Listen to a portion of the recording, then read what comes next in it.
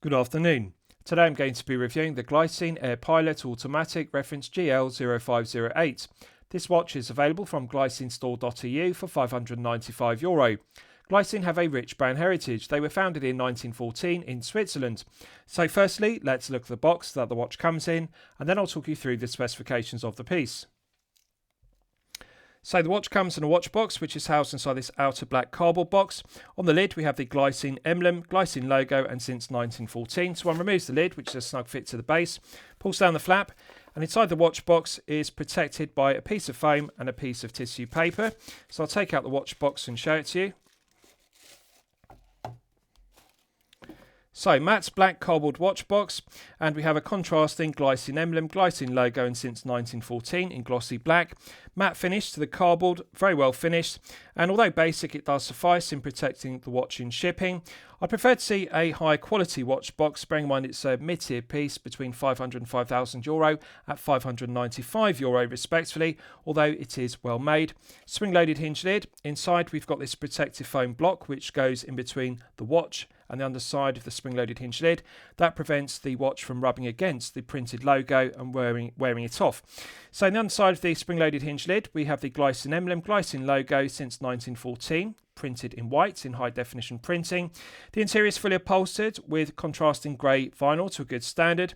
And in the base, there's a cutout which houses this padded pillow cushion, which is also grey vinyl upholstered to a good standard. And the watch sits upon that. It's a snug fit inside the base cutout, and excellent presentation, and does a good job of protecting the watch in shipping. So with regards to the items that come with the piece, it comes with this fabric nylon keyring tag, as you can see, Glycine embroidered, and on the reverse it has remove before flight. We also get this plastic tag which has the Glycine emblem and Glycine logo embossed in silver. On the reverse there's the reference number of the piece, GL0508, and the barcode for the piece. Now, with every Glycine piece, they include owner's instruction manuals, both for their quartz and automatic calibers for all their pieces. So, although this is an automatic, powered by the Glycine caliber GL224 automatic, which is actually a Salita caliber SW200-1 automatic, respectively, they do also include their quartz owner's instruction manual. This is the automatic manual, which covers the GL224 automatic. Clear, concise diagrams. The instructions are in English, and it details the operation of the movement. One also gets this plastic warranty card. On the reverse, it's filled in with the reference number for the piece, the date of purchase, also the dealer stamp, which is Tandem Watch Group BV in the Netherlands. Tandem Watch Group BV are the authorised Glycine dealer for the EU, and also has the serial number, which is the unique case number engraved into the case back. The watch is covered by a 2-year international warranty, which is mandatory. It's the industry standard for mid-tier pieces between €500 and €5,000 respectively. So at €595 it is good to have 2 years of warranty versus 12 months of warranty, which is mandatory for low-tier pieces between €0 and €500 respectively. And lastly, one also gets this Glycine branded microfiber polishing cloth. I always think it's a nice touch to get a branded microfiber polishing cloth irrespective of the price point of a piece. So good to see 2 years of warranty, and good to see the accessories included, and nice presentation. So with regards to the specifications of the piece, we have a 41mm case diameter, we have a lug-to-lug measurement of 52mm, a thickness of 11.2mm, and a lug width of 20mm. The oyster style bracelet tapers from 20mm at the lugs down to 18mm at the 2-button push flip lock clasp. Clasp is pressed 316L grade stainless steel. I'd prefer to see a heavier gauge used. I'd like to see ideally an upgrade to a solid milled micro adjustment clasp with ratcheting mechanism and 10mm of on-the-fly adjustment. But however, this is the pressed stainless steel clasp Glycine are using on a plethora of their pieces, including the Combat Sub, which I previously reviewed. In terms of finishing, it's excellent. No sharp edges to the top edge or the lower edge. The undercuts to the flanks have nice curvature, no sharp edge, and there are no sharp corners. So the finishing is good. Beautiful luster to the brush satin finishing, to the flip lock, the body, and the flanks. 3 micro adjustment holes in the flanks. I'd prefer to see a longer clasp with 4 or 5 micro adjustments because that would be beneficial.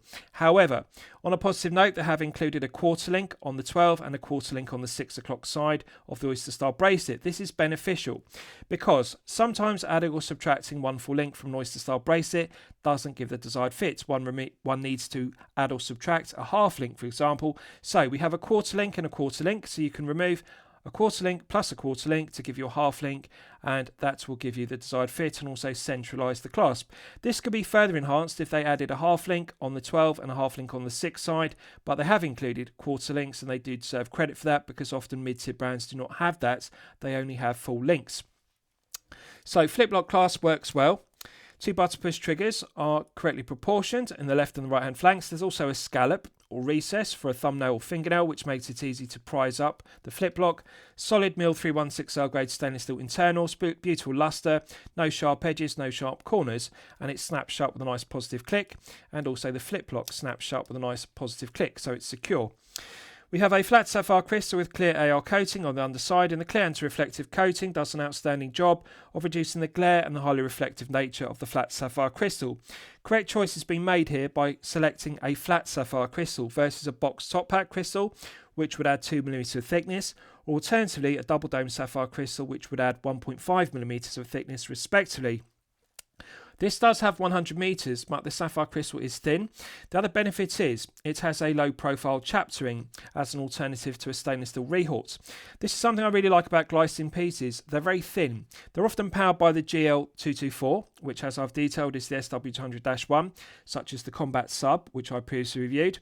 What I like about Glycine pieces is the low profile chapterings they use, because you can see it's a bevel chaptering, but unlike a deep rehaut or deep chaptering, it's low profile, therefore the sapphire crystal sits very close with minimal clearance to the second hand, which is on top of the cannon pinion.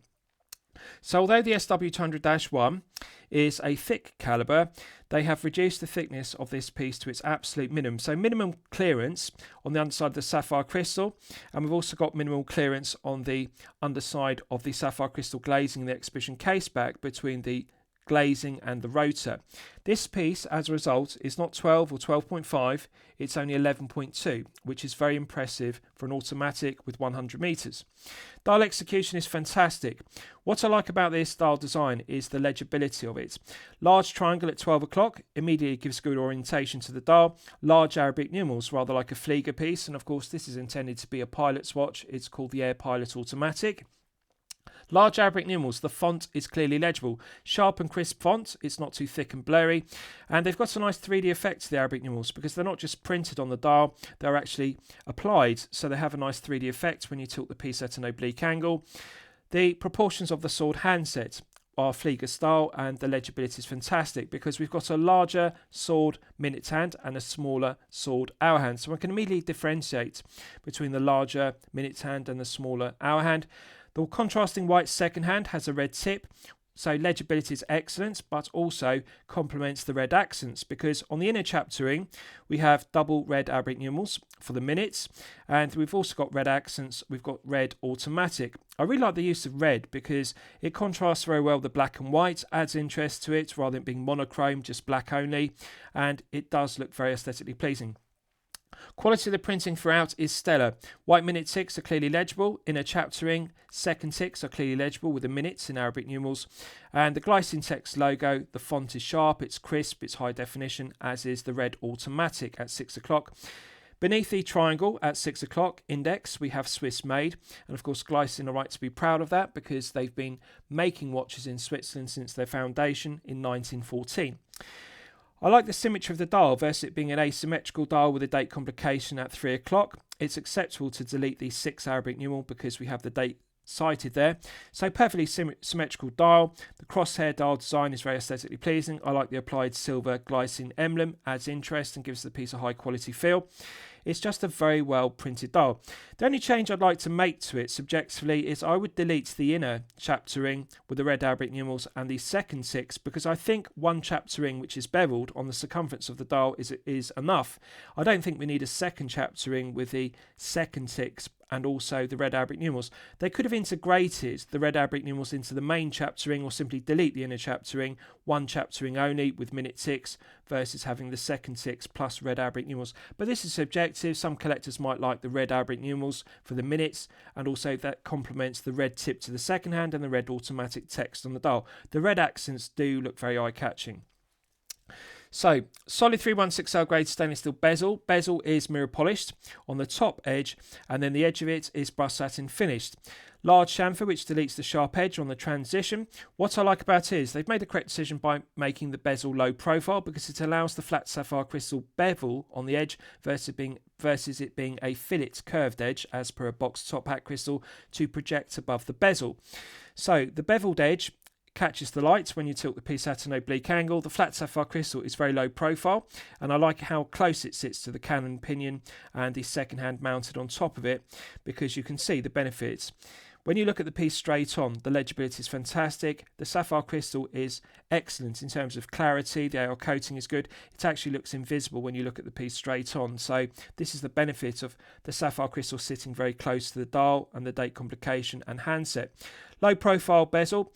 They could have used a domed profile, but I think with a flat sapphire crystal, a flat profile versus domed profile bezel looks better. This is a very thin low profile piece, it's only 11.2, therefore a flat bezel does complement that. Concentric CNC lathe tool machining to the top of the curved lugs versus them being longitudinally brushed satin finished. The quality of the luster to the concentric CNC lathe tool machining is stellar. We've got crisp edges on the transitions.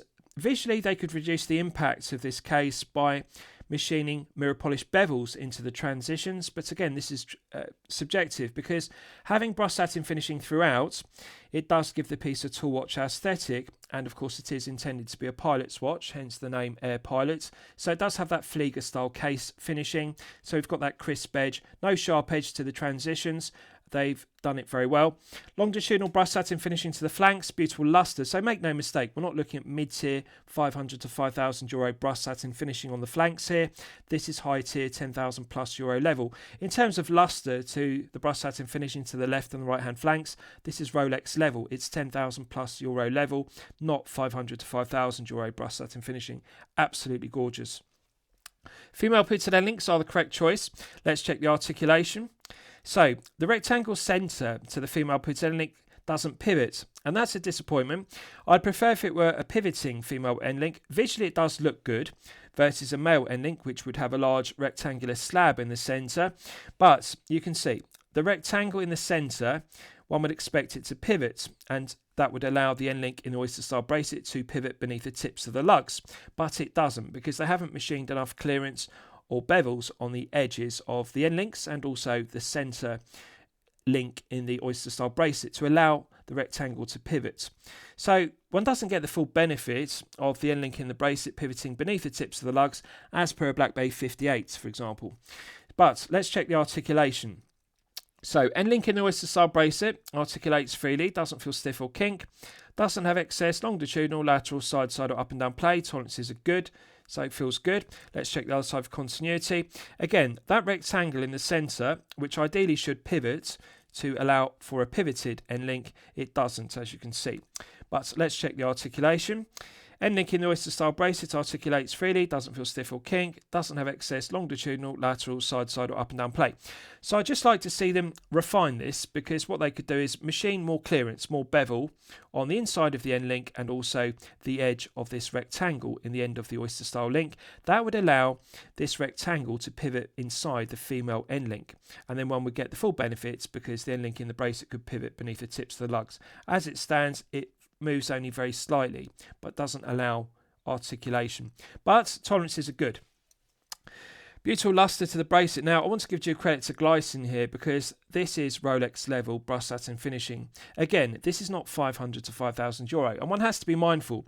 Yes, we are in the mid-tier. This is 595 euro, but it's at the lower end. We're not at the 5,000 end, we're at the 500 end. 595 euro. This brushed satin finishing is Rolex level. It's a beautiful luster to it. Absolutely gorgeous. No sharp edge to the top edge or the lower edge of the flanks. Bracelet doesn't pull arm hairs. That's the benefit. Doesn't feel sharp. Doesn't scratch the wrist. It's a very comfortable oyster style bracelet. Let's check the articulation. Fluid.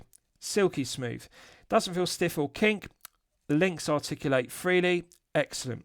And it's not sloppy. Uses push pins rather than screw pins. Now, subjectively, I'm going to be critical of this. My personal preference is for screw pins. And in the mid-tier, with the exception of Grand Seiko, which is a given because they have very high quality pins and collars, but with the exception of Grand Seiko, mid-tier, 500 to €5,000, screw pins are the industry standard. I'd like to see Glycine update their bracelets using screw pins, but they do use push pins. That's just what they use. On a positive note, the tolerances are good. It's not a sloppy push pin bracelet. It doesn't rattle, doesn't feel sloppy, doesn't have excess longitudinal, lateral, side, up and down play. So articulates freely, but it's not sloppy. So they've done a good job with the tolerances. Let's check the other side for continuity. Again, articulates freely, doesn't feel stiff or kink. It's fluid. Excellent. It's not sloppy, doesn't rattle, doesn't have excess longitudinal, lateral, side, up and down play.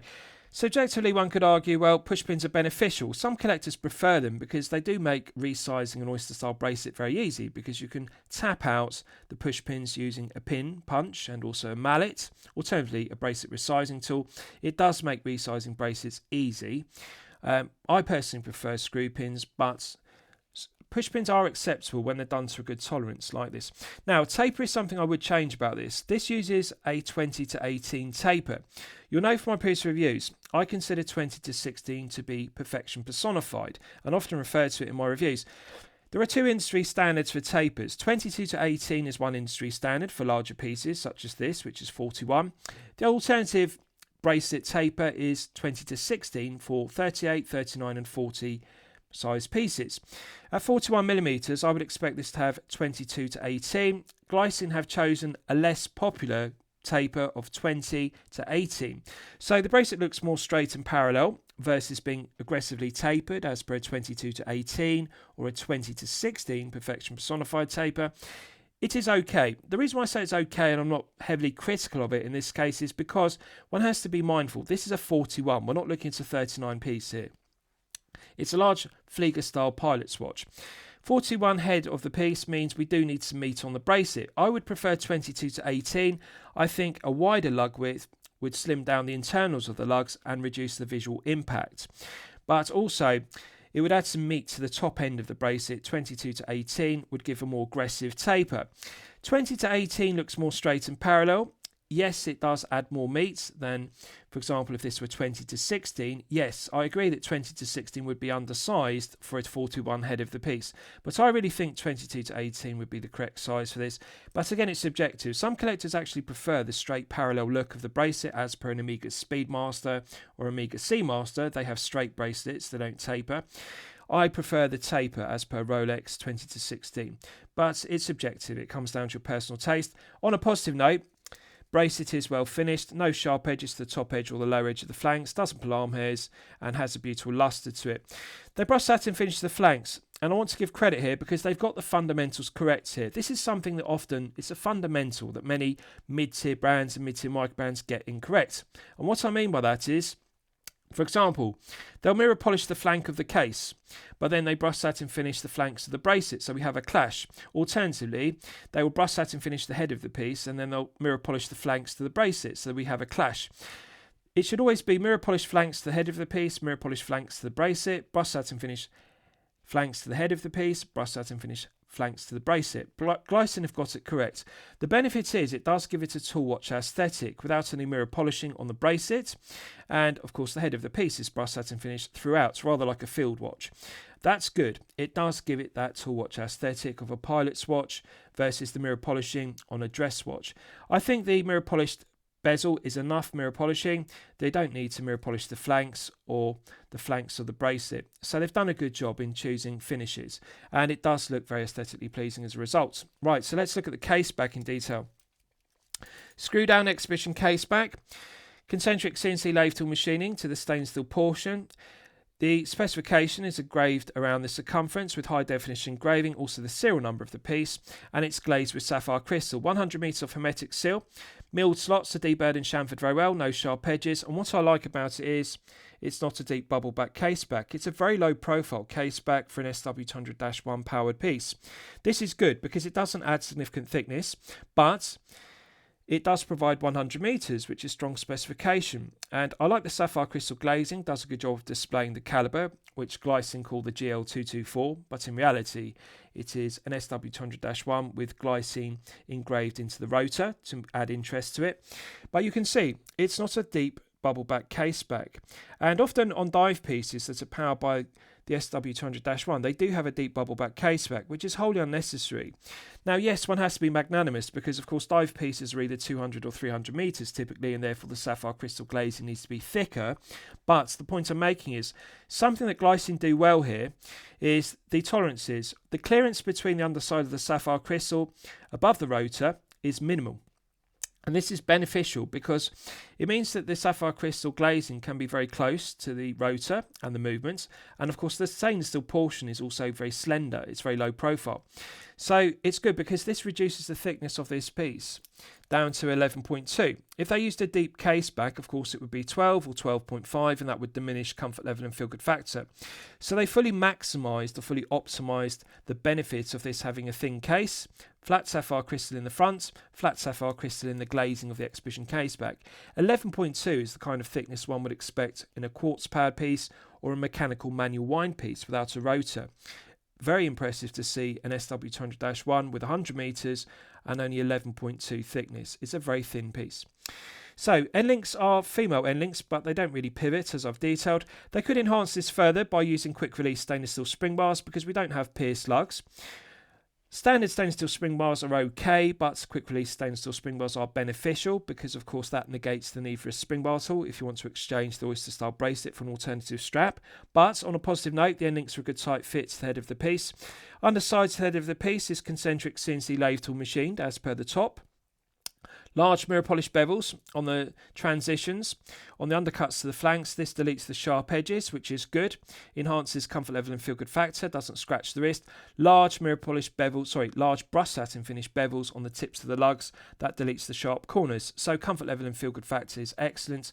As I've detailed, this case is finished to high tier €10,000+ level, not mid tier, €500 to €5,000. So let's test the screw down crown execution. Solid 316L grade stainless steel coin edge crown, large diameter, large proportion, excellent. It's rather like a dive watch crown. I'm not going to be critical of it because this is a large 41mm and it is Flieger style, and of course a large crown on a pilot's watch or Flieger style watch does look appropriate.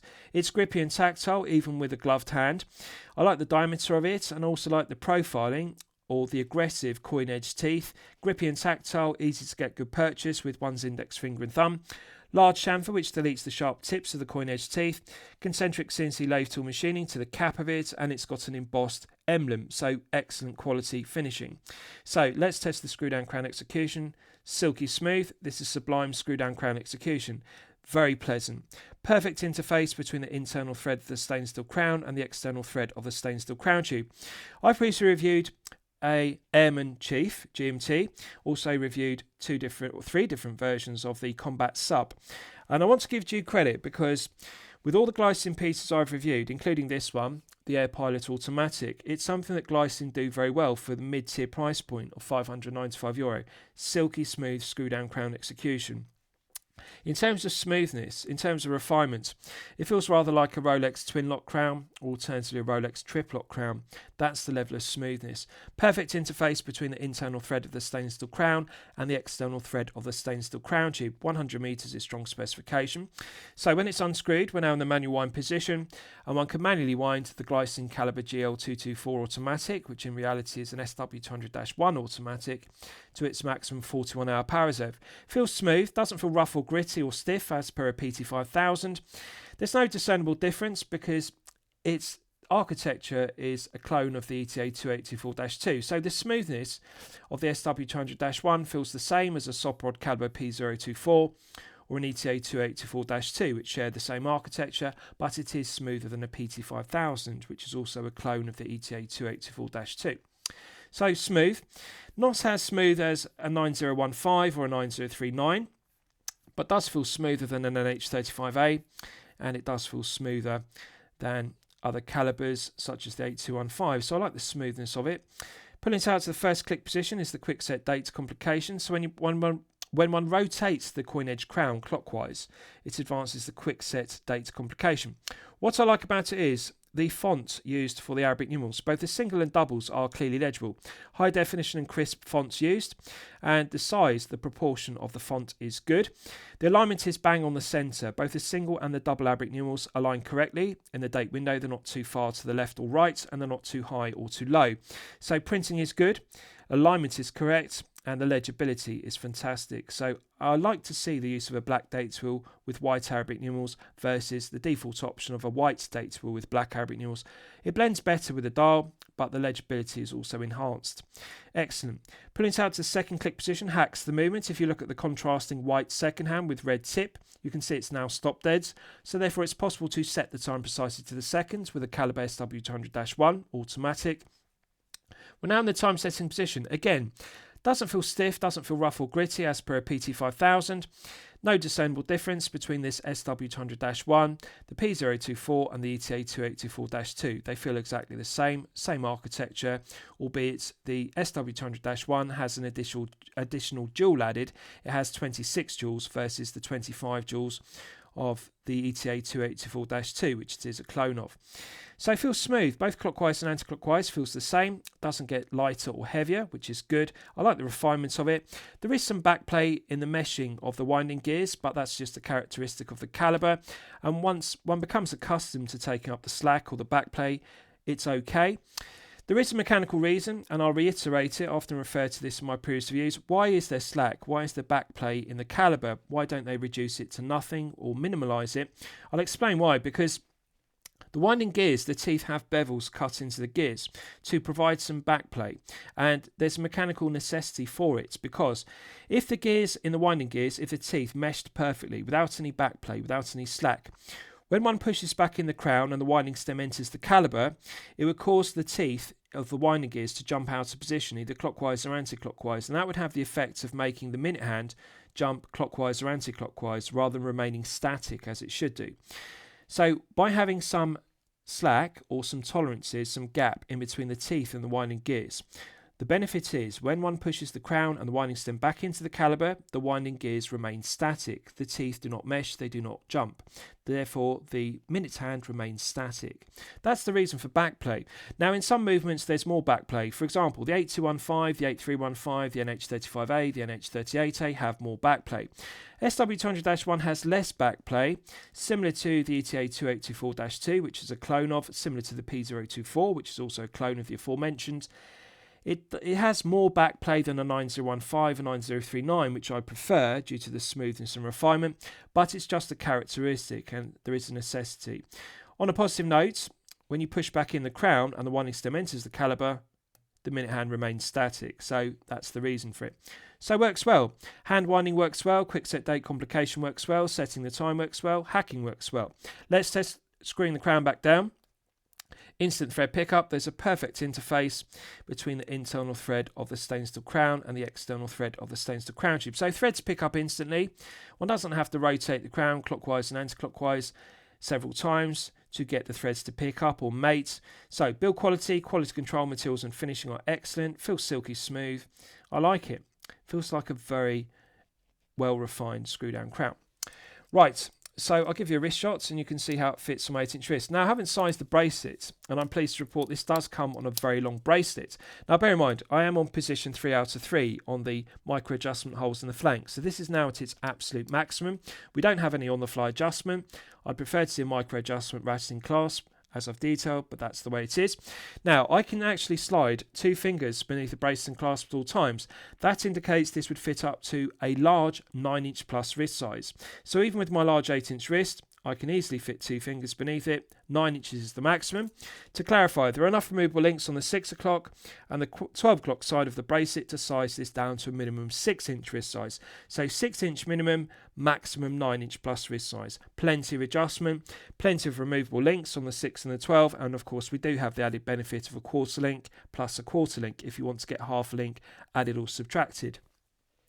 Visually, it does have visual impact because it's 20 to 18, so it's a straight and parallel bracelet versus the Perfection Personified 20 to 16, as I've explained. I think a 22 to 18, the alternative industry standard, would be better, but this is subjective. Some collectors might like the straight parallel look. In terms of wrist presence, needless to say, this does dominate the wrist. It's a large piece, and it does have some serious heft because it's 163 grams, but one has to be magnanimous because It does have a very long bracelet. Even I would delete 4 links from this to fit my 8-inch wrist. If you have a 6 to 7-inch wrist, you're going to be removing 6 links plus. If you have a 7 to 8-inch wrist, you're still going to be removing 4 to 6 links. That will reduce the heft of this piece from 163 grams down to below 150 grams. And you know from my previous reviews, 150 grams and below is the sweet spot, regardless of whether a piece is 39, 40 or 41 as per this piece.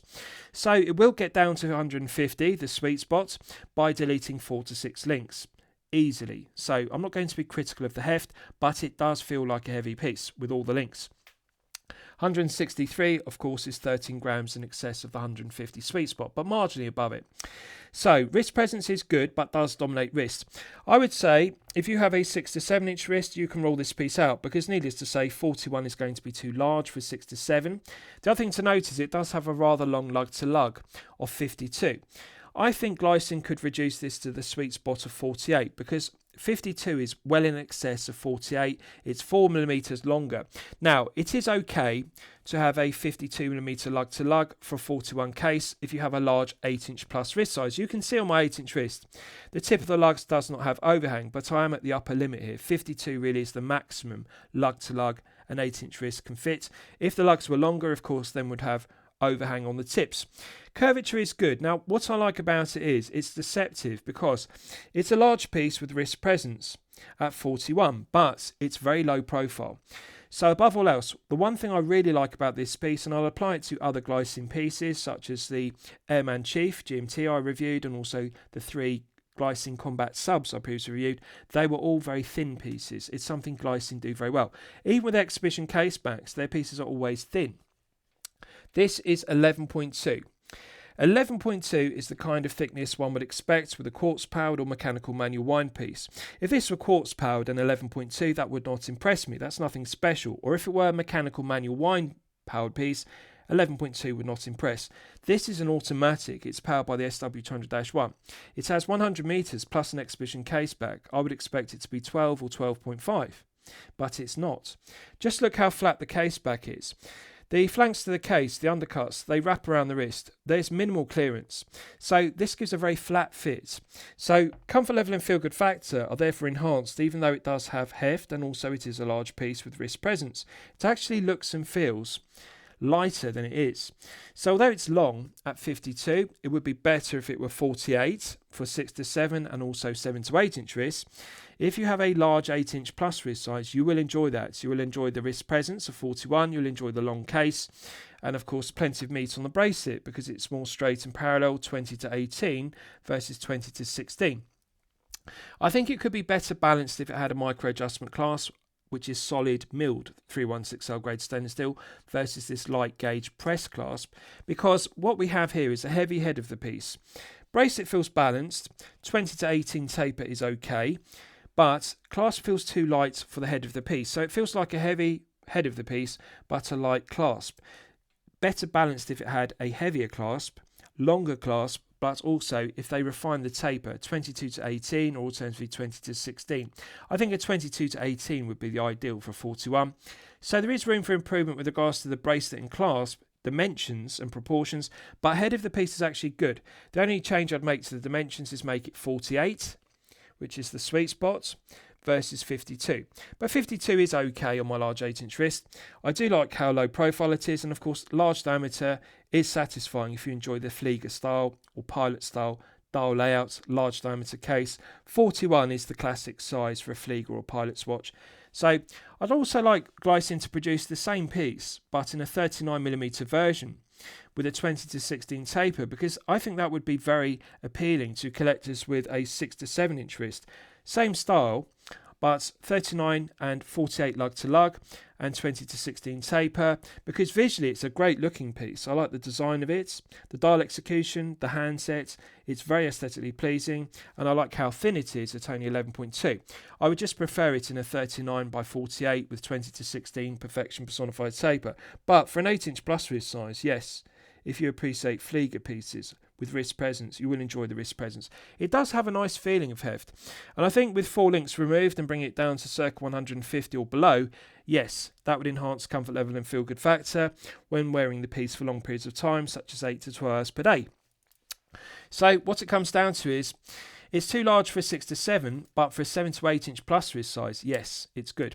Right, so let's do a Lume test, and we'll see how the Lume performs when it's charged up to the absolute maximum. So this uses BGW9 on the applied Arabic numerals, triangle on the dial, and also triangle at 6, and also the sword handset. So, as always, I'm going to use my 100 UV LED torch to charge it up to the absolute peak. Right, so that's now fully charged, and as you can see, it has not disappointed. So we're clearly looking at 5 to 6 layers on the sword handset. They've also loomed the second hand, which is a pleasant surprise. The tip of it is red, so it's acceptable not to have that loomed, but the rest of it is. So, large triangle at 12 o'clock clearly has 5 to 6. Small triangle at 6 has 5 to 6. However, I think we're looking at less number of layers on the Arabic numerals. Legibility is good. In daylight, there's a perfect colour tone match. So, the Arabic numerals, the triangles, and also the handsets have the same white tone. They don't look cream and white, which is good.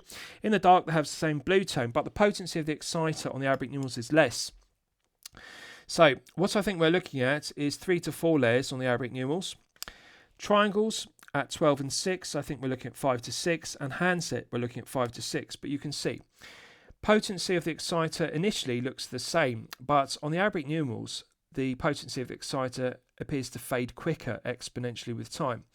So I think we're looking at 3 to 4 layers on the Arabic numerals, a maximum of 3 to 4. We're definitely not looking at 5 to 6. Triangle does look like 5 to 6, looks closer to the hands. Triangle at 6, I think we also might be looking at 3 to 4 there, because it's not as bright as the upper triangle at 12. And you can see when I shine the 100 UV LEDs, you can see the triangle appears to have more potency to it there. Triangle, the potency of the exciter at 12 o'clock looks the same as the handset, so that indicates 5 to 6 on the triangle at 12 plus the handset. Arabic numerals are not glowing as bright, so I think 3 to 4. Triangle at 6, I'm going to say 3 to 4 as well, because it just doesn't look as bright. And the BGW9 does match in colour tone, but I think what we've got here is a different number of layers. So you can see now, triangle at 12 looks bright, handset looks bright, 5 to 6, but triangle at 6 o'clock, the small triangle beneath the date complication, it looks more like the Arabic numerals, looks more like 3 to 4. Arabic numerals are definitely 3 to 4. So room for improvements, but on a positive note, the handset is clearly legible. The triangle is clearly legible at 12, so one can read the time in the dark, but I'd like to see Glycine improve upon this. And bearing in mind it's a mid-tier piece between 500 and 5,000 euro, it does need to have the industry standard. It's really mandatory not to have any production cost cutting measure at this price point with regards to BGW9. It needs to be 5 to 6 on the dial, needs to be 5 to 6 on the handset, but proportions of the Arabic numerals are good, so the potential is there for improvement. I would just like to see an additional 1 to 2 layers on the Arabic numerals to bring them up to the same level as the triangle at 6, as triangle at 12, and the sword hands. Sword hands are stellar. Triangle is also stellar, so they just need to update or improve upon the Arabic numerals to bring them up to the same level of performance. But handset is good. Right, so let's discuss the movement used. You'll all be familiar with the Glycine caliber GL0508 automatic, because it is in reality an SW200-1 standard grade, and they've simply signed the rotor with Glycine twice. So, Solita caliber SW200-1 automatic has 26 joules. It's a clone of the ETA 2824-2. The architecture is the same. The only difference is the SW200-1 has an additional joule added. It has 26 joules versus the 25 joules of the aforementioned. Runs at 28,800 vibrations per hour and a frequency of 4 Hz. Hand winding and hacking are used for complications, and they work well, as I've demonstrated. Quick set date complication also works well. 41-hour power reserve is perfectly acceptable. Now, the stated accuracy of the standard grade of SW200-1 is plus or minus 12 to plus or minus 30 seconds per day, so rather wide accuracy range. However, I'm pleased to report that Glycine are doing a good job of regulating the calibers they're using in 5 positions to better than the stated plus or minus 12 to plus or minus 30. This one is running consistently at plus 6 seconds per day when fully wound to its maximum 41-hour power reserve. Plus 6 is actually within chronometer limits of minus 4 to plus 6, which is very good.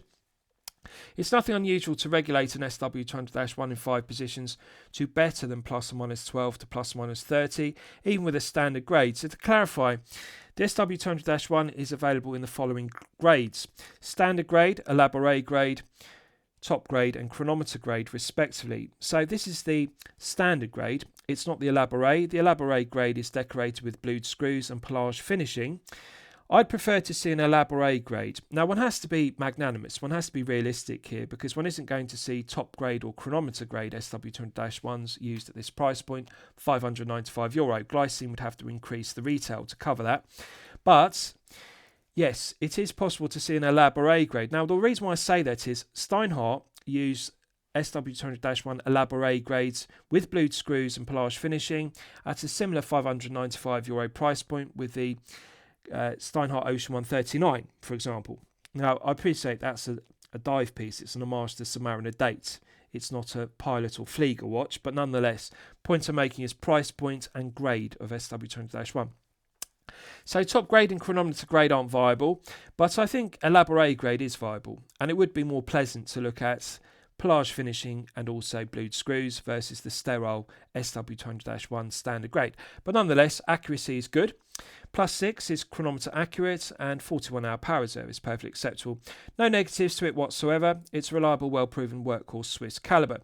So let's look at the clasp, because that's the one area I did not detail. So finally, let's check the hinge pins. Left-hand hinge pin articulates freely, doesn't feel stiff or kink. That's the benefit. Doesn't have excess lateral, longitudinal, side-to-side or up and down play. Centre hinge pin articulates freely, doesn't feel stiff or kink. That's the benefit. Doesn't have excess play, interference, friction, fit. Finally, right-hand hinge pin, which is actually a spring bar, articulates freely, doesn't feel stiff or kink. Doesn't have excess play, pleasant surprise. So all three hinge pins have the correct tolerance. Left-hand hinge pin, centre hinge pin, right-hand hinge pin. No sharp edges to the top edge or the low edge of the flanks of the internals. Centre section has been deburred, no sharp corners, that's good. So it doesn't scratch the wrist. And butyl luster to the top side, underside and flanks, and good to see a solid milled 316L grade stainless steel internals versus pressed body to the internals. And works very well. I just prefer to see a solid milled micro adjustment clasp as I've detailed, but works well and it's not sloppy. So last I'll summarise the piece. What do I think of it overall? Well, when I'm considering reviewing a watch on my channel, the watch meet two criteria. It should be both excellent quality and excellent value at the respective price point. So mid-tier piece, mid-tier is €500 to €5,000 respectively. This is €595. I'm going to declare it good quality and I'm going to declare it good value. The reason why I declare it good and not excellent is because there is room for improvement. If this had an updated clasp, a solid milled micro adjustment clasp rather than pressed stainless steel clasp, yes, then I would upgrade it to excellent quality from good quality. The value is good. I'm not going to say value is excellent, for the simple reason this does face some stiff competition from other mid-tier brands and other mid-tier micro brands between €500 and €5,000. And at €595, it really is the sweet spot for micro brands and brands using the SW200-1 or alternatively the 9015. Yes, one has to appreciate this is Swiss made, it's not made in China. That adds value to the piece because the quality control level is higher as a result. And of course it is a piece with brand heritage. Glycine have heritage since 1914. That adds value. The 2 years of international warranty, which of course is mandatory for mid-tier pieces, also adds value. It doesn't come with a 12-month warranty, it's not made in China, and it has brand heritage. That's something that mid-tier micro brands often lack, the lack of brand heritage. So one has to factor in brand heritage since 1914, it's Swiss made versus Chinese made, plus an SW200-1. All of those things add value to the piece, but still I can't say it's excellent value. Simply because at €595 it does face stiff competition. In order to be excellent quality and excellent value, it needs two upgrades. One upgrade is the BGW9 on the Arabic numerals needs to be 5 to 6 versus 3 to 4. And the clasp needs to be upgraded. Also, ideally, to make it excellent quality and excellent value, it needs to have an elaborate grade. SW200-1 versus standard grade. If this had elaborate grade with pelage finishing and blued screws as per a Steinhardt Ocean 139 for example, yes, then I would have to upgrade it because it's Swiss made, heritage since 1914, 5 to 6 layers of BGW9, a micro adjustment clasp with 10mm on the fly adjustment and an elaborate grade SW200-1. Yes, at $595 then it would be unquestionably excellent quality and excellent value. As it stands, I'm going to declare it good quality and good value. it's a good piece, but there's room for improvement. Hope you've enjoyed my review of the Glycine Airpilot Automatic, reference GL0508. Please feel free to post your own comments below the video. Thank you for watching.